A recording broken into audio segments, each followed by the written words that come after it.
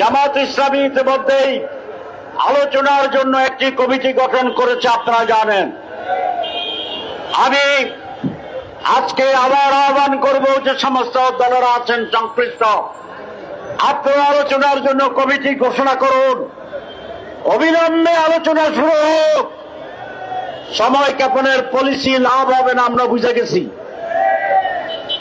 আমি বিএনপির মহাসচিব মাননীয় মির্জা ফখরুল আলমগীর মহোদয়কে সকালেও ফোন করার জন্য চেষ্টা করেছিলাম, পাই নাই।